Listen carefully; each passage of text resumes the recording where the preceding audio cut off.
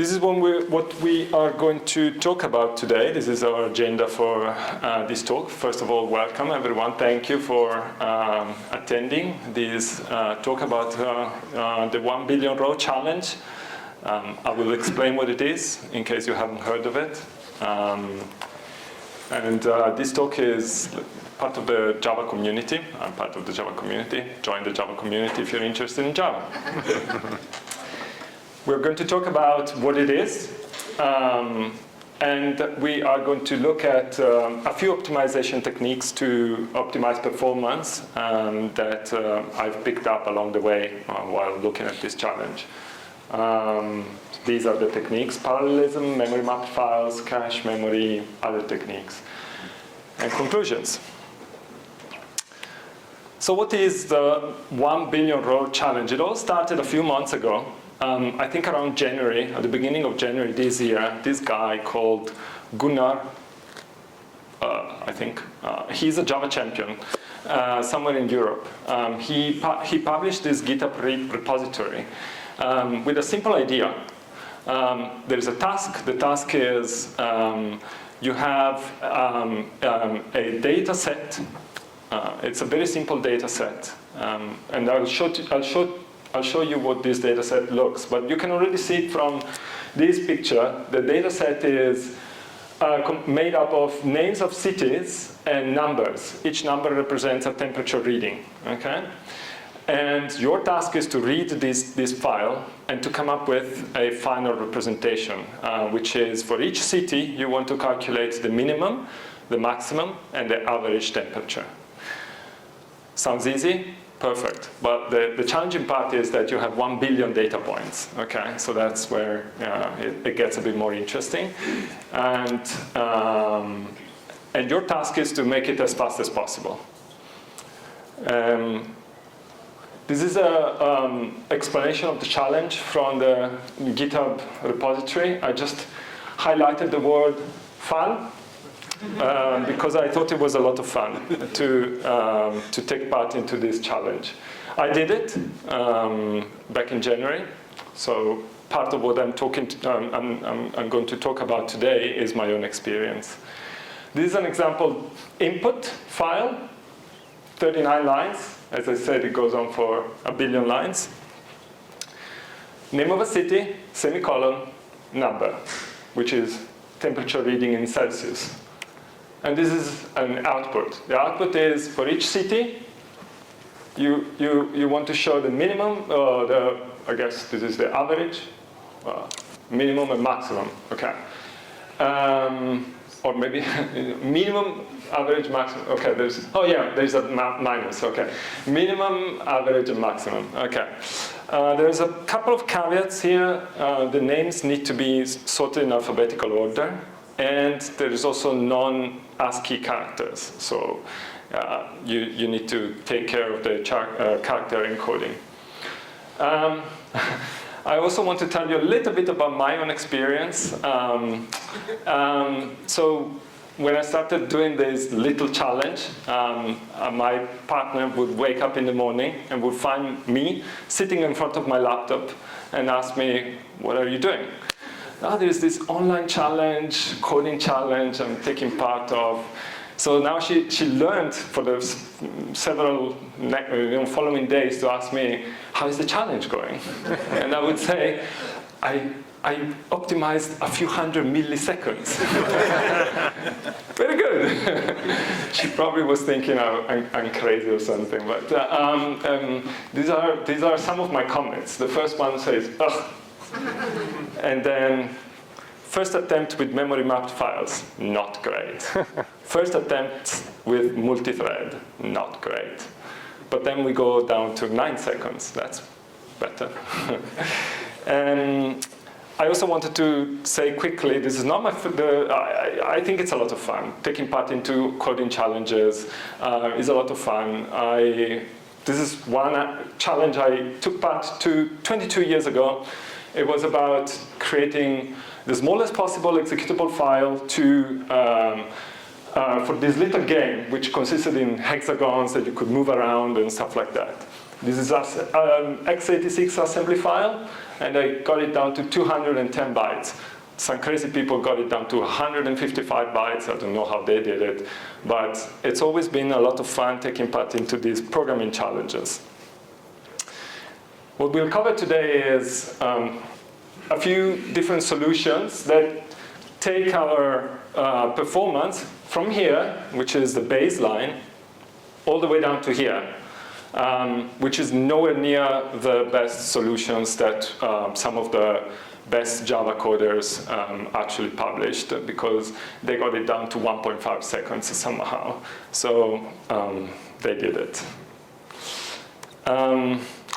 So let's have a quick look at what the baseline solution looks. Baseline, because when Gunnar, this Java champion, published this challenge, he included, not only did he include the instructions, but he also included a baseline implementation of a solution, just to have a reference of what maybe a naive solution would look like. Yeah? And like I showed you before, on my Mac, it takes more than 3 minutes to complete with 1 billion data points.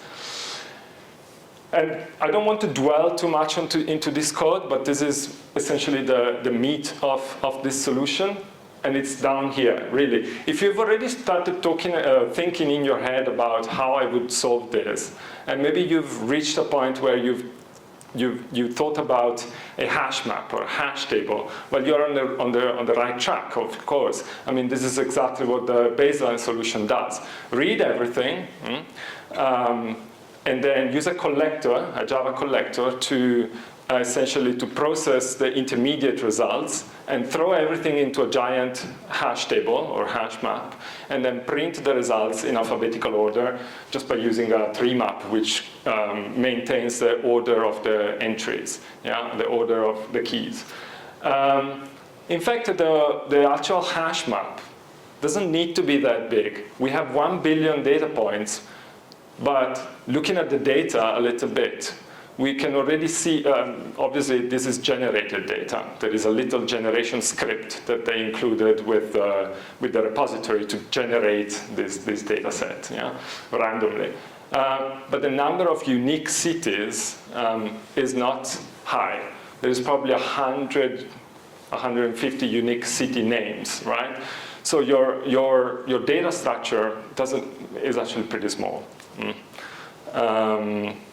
So that was not the difficult part, let's say.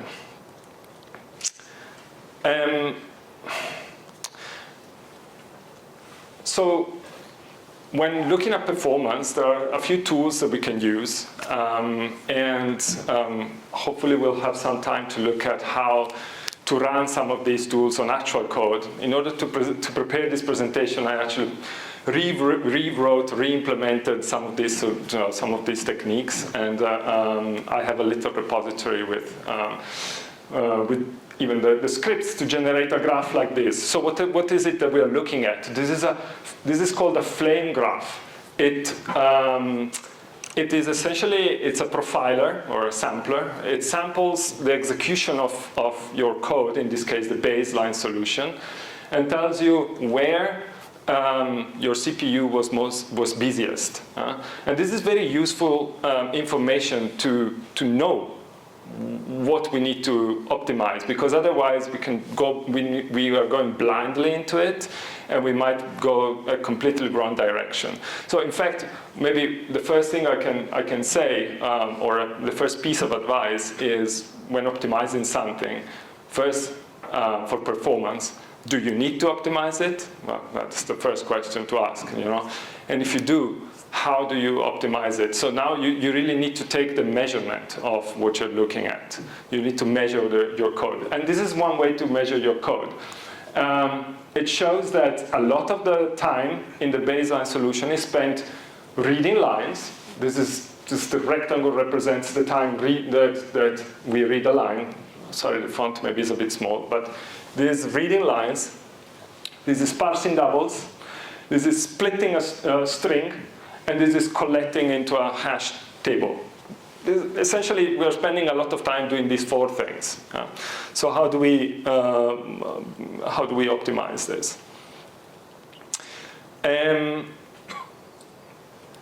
Well, the first thing that comes into my mind when looking at a challenge like this is that the nature of the challenge and the nature of the data is easily parallelizable, because we have a huge data set, and we can easily think that we can split this data set into discrete chunks and then assign each chunk to an independent worker thread.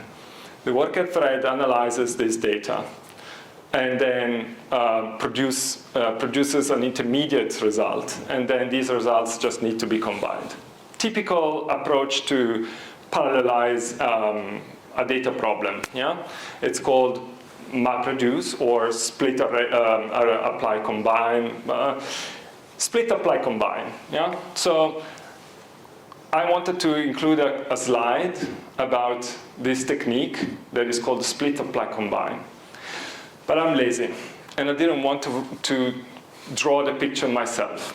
So I went to ChatGPT, and I asked ChatGPT, I need to give a presentation about performance optimizations, and I need to have a slide about split apply combine.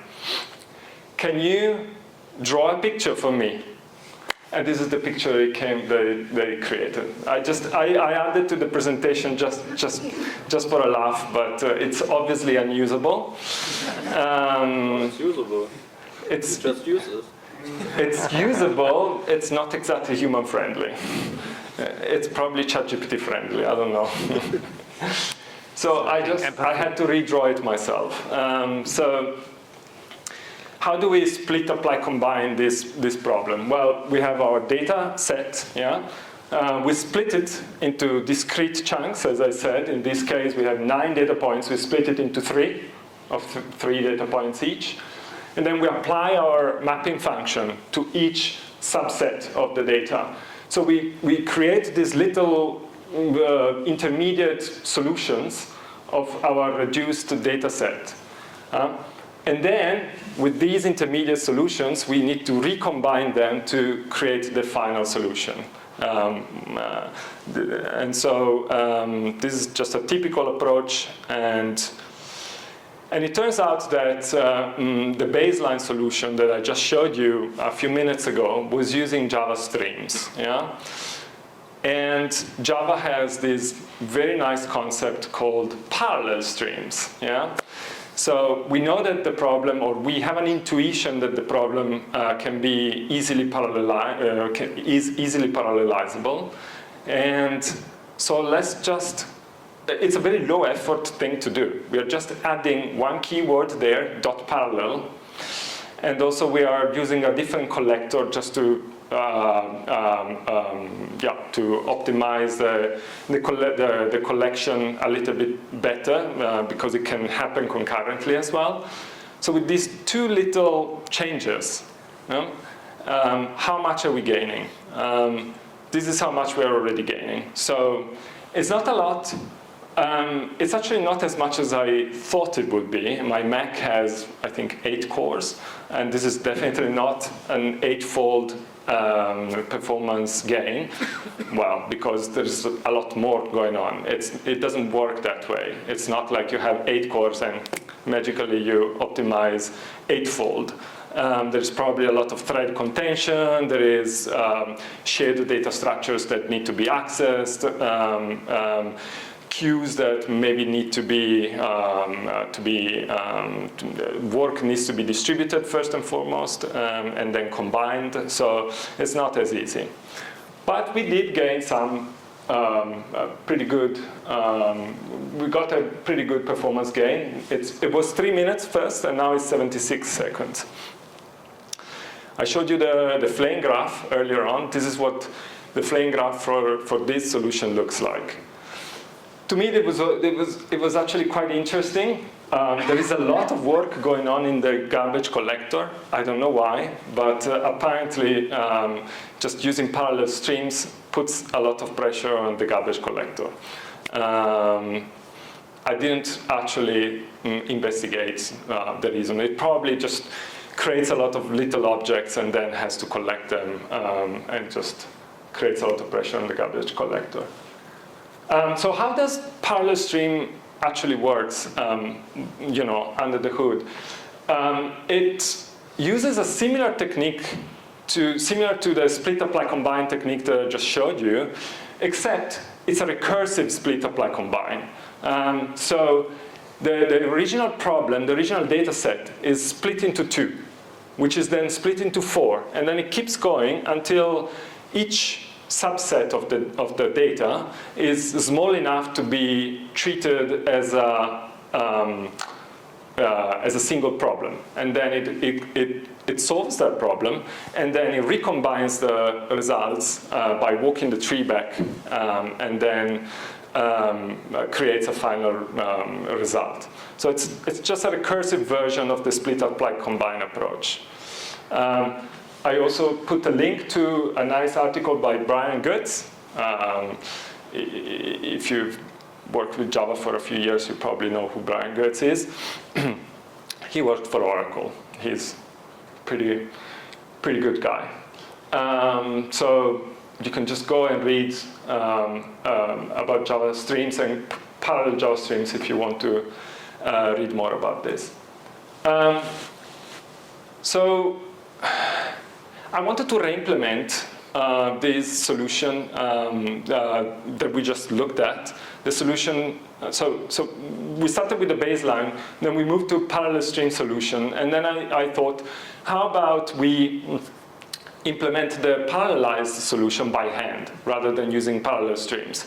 The advantage is maybe that we have a little bit more control over how the machinery, internal machinery, parallel machinery works if we code it by hand. And this is in fact, if we just don't think about the recursive approach, but this is a typical producer-consumer pattern where we have one thread that produces the data, in this case reading it from a file, and potentially puts it in a queue, and then you have a number of threads that take these data points from the queue and process these data points locally for each thread. And then the result is then combined like before. So we can either have a single queue where the producer just publishes all the data points onto a single huge queue, and each thread just takes work from that huge queue, and they compete with each other.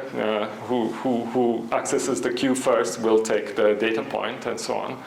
Or we can have one queue per worker, and there are maybe some minor pros and cons to each approach. I'm just going to skip the pros and cons.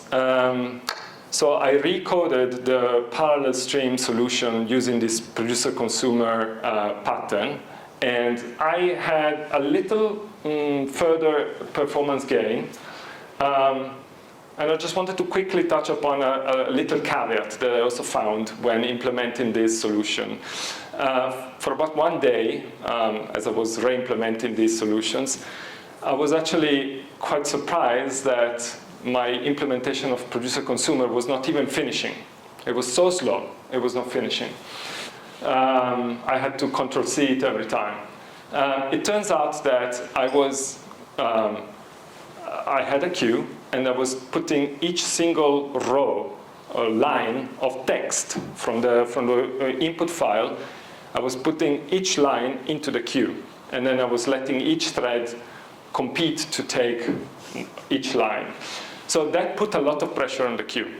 Most of the time was spent either into putting things on the queue or taking things from the queue. I simply implemented a batching version of this solution that instead of putting each single line of text onto the queue, it collects 10,000 lines, arbitrary number, and then puts this little parcel of 10,000 lines onto the queue.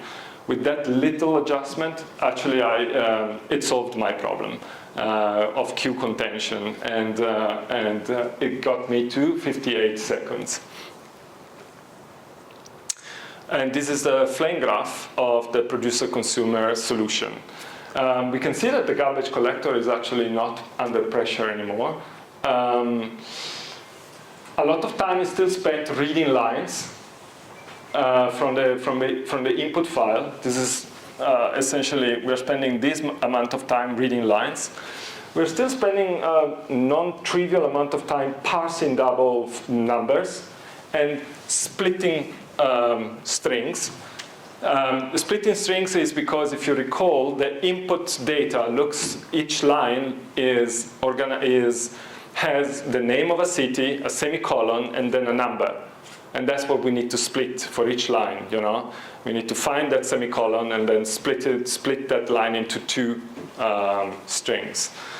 And then the last part here is also about hash map operations. Okay, so this flame graph actually shows that a lot of time, as I said, is still spent on reading lines. And we can do better than this, because there is a technique that will help us reading lines with this problem of reading lines. And this technique is memory mapped files. But before I hand over the microphone to Rüdiger, I just wanted to quickly touch about some other considerations that I think are fairly important when thinking about parallelizing your code. I initially wrote consider data races, but I changed it to obsess over data races. It should be your first and foremost priority to think that if two threads might write on top of each other, they will at some point. And so it's about obsessing where it might happen, not just considering. So always think about the worst case scenario and always orchestrate access to your data using locks or whatever other concurrence mechanism Java gives you, which is which a lot of these mechanisms are contained in the Java util concurrent package. So I really suggest familiarizing with the classes defined in that language, in that package, such as locks, semaphores, countdown latches, cyclic barriers. Actually, throughout my career, I've actually used some of these in a project or another. So these are really good to know that they exist, as well as some more sophisticated concurrent or thread-safe data structures, such as concurrent hash map, thread-safe queues, and also the atomic package is a very good one to know, because some of the time you don't need that heavyweight concurrency mechanisms. You might actually do a lot of good work already with atomic operations or instructions, which exploit mechanisms at the CPU level to ensure that certain operations, such as a read and an increment and a write, are performed atomically. And that can already get you quite far ahead in parallelizing in thread-safe code. And Rüdiger. I'm not sure if this works, but probably doesn't. I'm just talking very loud, you hear me. Sorry if the front row goes deaf. Better? Okay. Tech support. I keep it short, considering the time. This is my 50% of the talk. I highly optimized it, so it's only 4 slides. And I give you a short introduction about memory mapped files. We're going a bit into the operating system. I think this is just what you need on a Saturday afternoon. So, but I'll make it quick because people need to leave. So just very quickly, what are memory mapped files? Here's your typical computer. I'm sure you recognize it right away.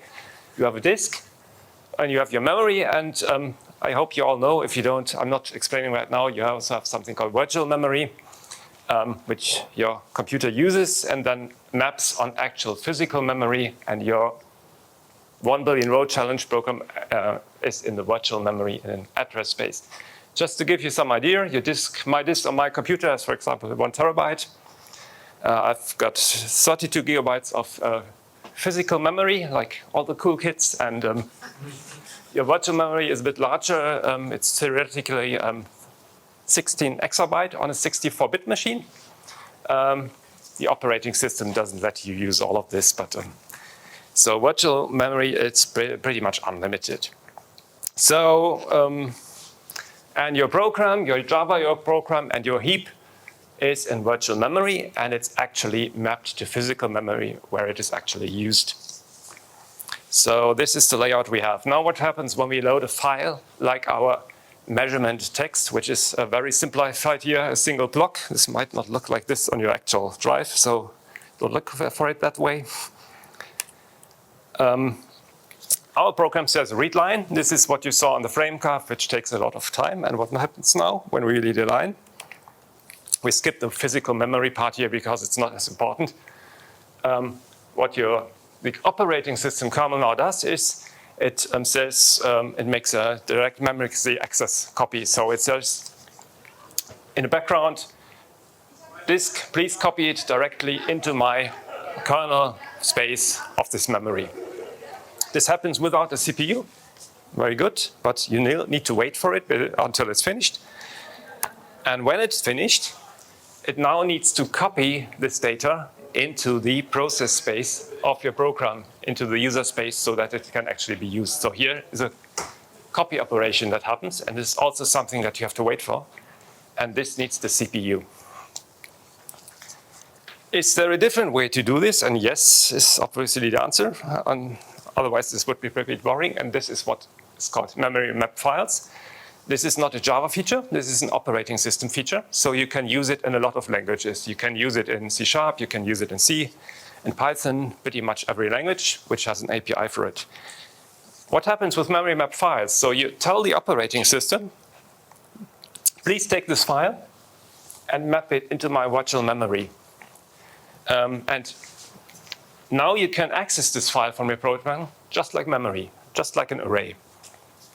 You don't need to deal with all this file system stuff.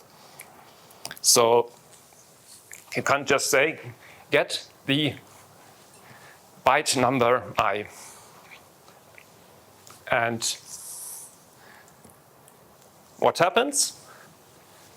The operating system will notice, okay, I have mapped this to virtual memory, but it's not actually in physical memory.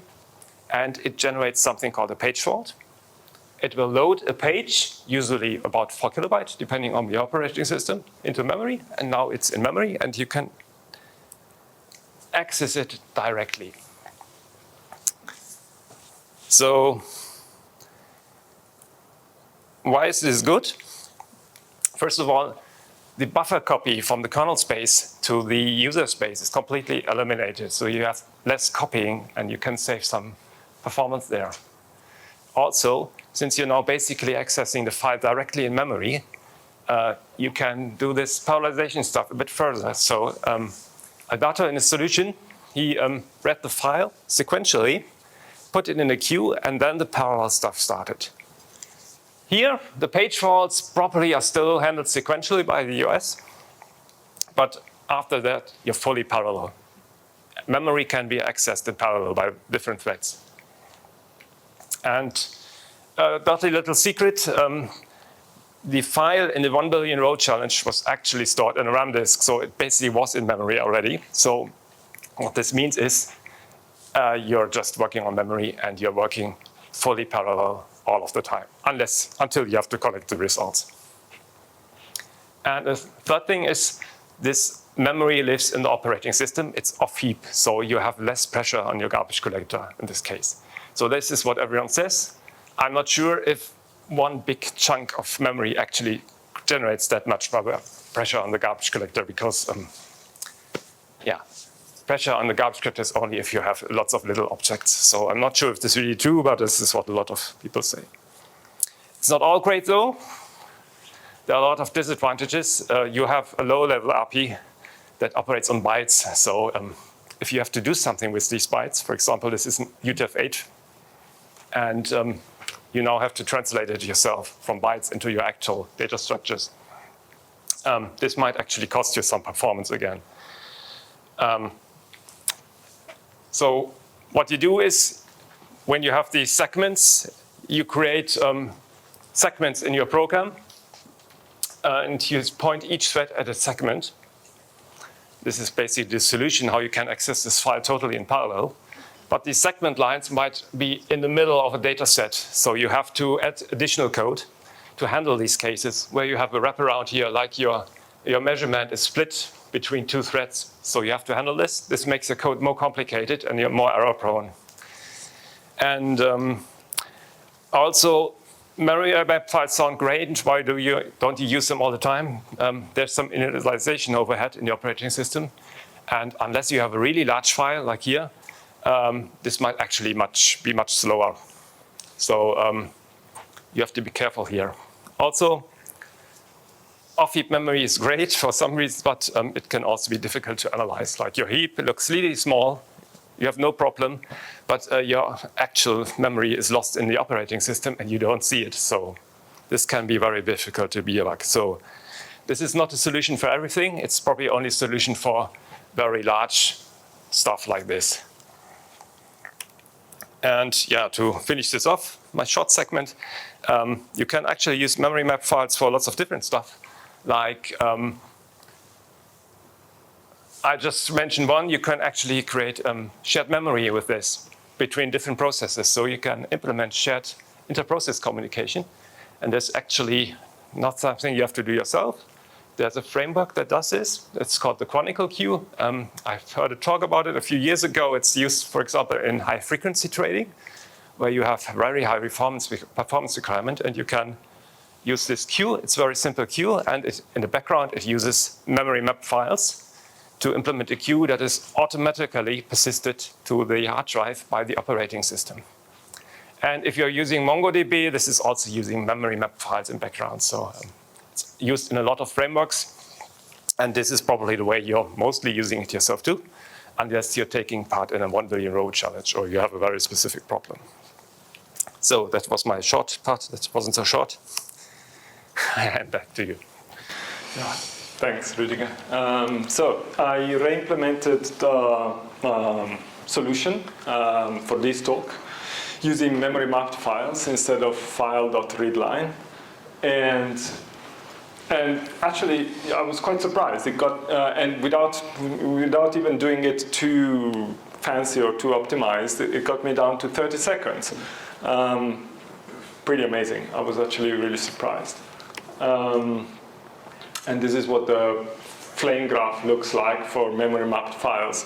There is no more .readline time spent reading the lines, as we said. The time spent doing other things, like parsing doubles, for example, or collecting the results, or get next station name, which can be addressed as well. I don't know if we have time, but there are better ways to parse doubles. But I wanted to give you a little quiz or a little riddle now. I want to get your brain working for a second. We have two loops here. They both loop through the same array, but the first loop, you can see that the I index is incremented at each iteration. In the second loop, the I index jumps by 16. So in the second loop, we only perform this multiplication on every 16th item of the array. Whereas in the first loop, we perform the multiplication on every single item of the array. Yeah? My question is, which loop is faster?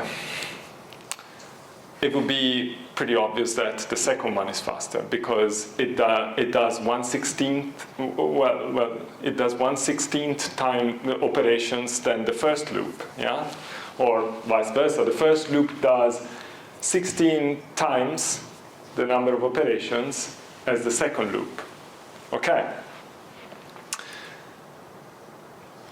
I've actually used a little framework that can be very useful in these cases. It's called the Java Micro Benchmark Harness to find out which one of those two code snippets performs better. I'm not going to show you, there is no time.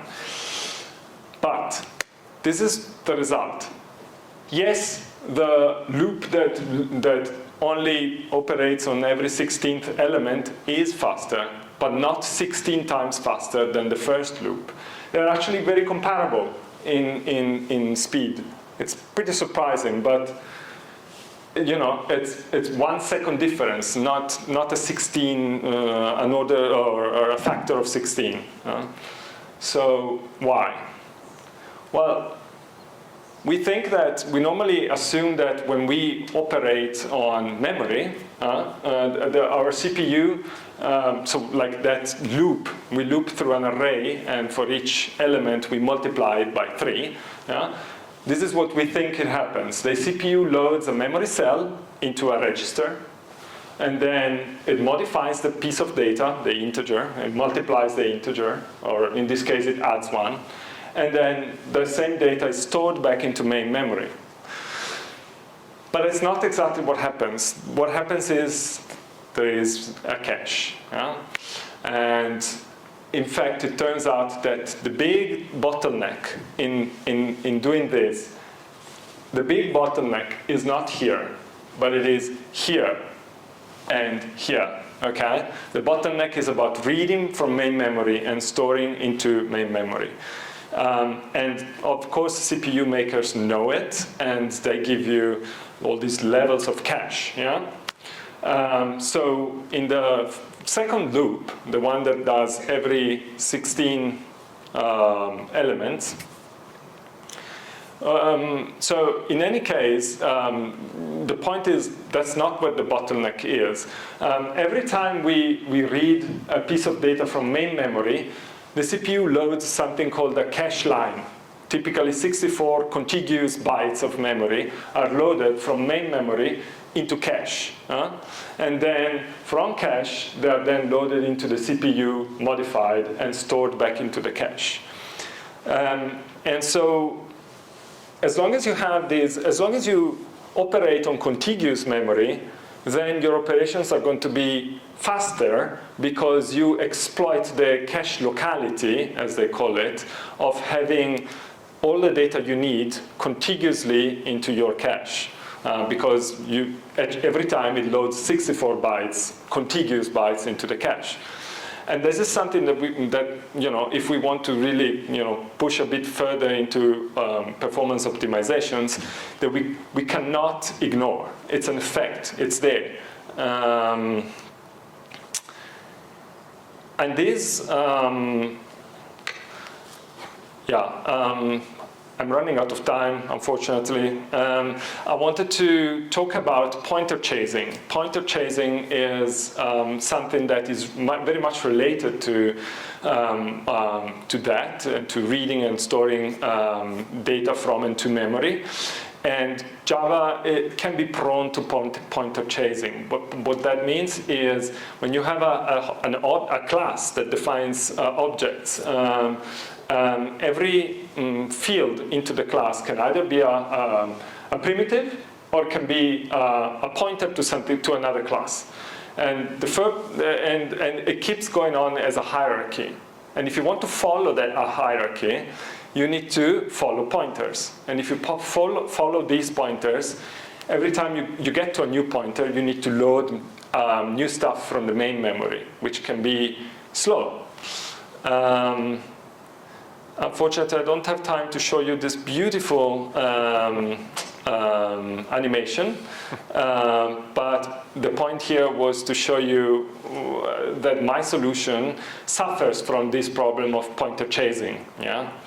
That many other solutions, and that's because my solution uses trees, prefix trees, to store the data, whereas other solutions, pretty much every other solution I've seen, uses hash maps, which don't suffer so much from pointer chasing. When we insert something in a hash map, we need to calculate the hash, which is linear in the number of characters of the station, and then we insert into the cache, which is big O of n, so it's a immediate amortized, let's say, operation. And if we use a tree, like in my case, it's also big O of n, but in case of the hash map, we don't suffer from pointer chasing, and in the case of tree, we do. In fact, I actually wrote a little bit of code snippet to compare a hash map insert with a prefix tree or trie insert, and there's quite a bit of difference between the two. Project Valhalla is coming soon, since 2014. It will solve some of the problems related to pointer chasing. So just wait for it, and it will solve all your problems. We definitely are not going to show other techniques. There was this beautiful, beautiful, elegant parser, a loopless number parser that exploits the way that these numbers are represented in our data set. It's beautiful. It's your take-home assignment if you want to investigate more into it. And so this was the final, let's say, progression of our solutions. I also put my solution there. It takes 10 seconds on my Mac. It actually takes 23 seconds on the test machine that Gunnar set up for this challenge. I don't know. I don't know why the difference. Maybe my Mac is more powerful than a cloud machine. But I had a lot of fun working on the challenge and also presenting or giving this presentation. So thank you very much.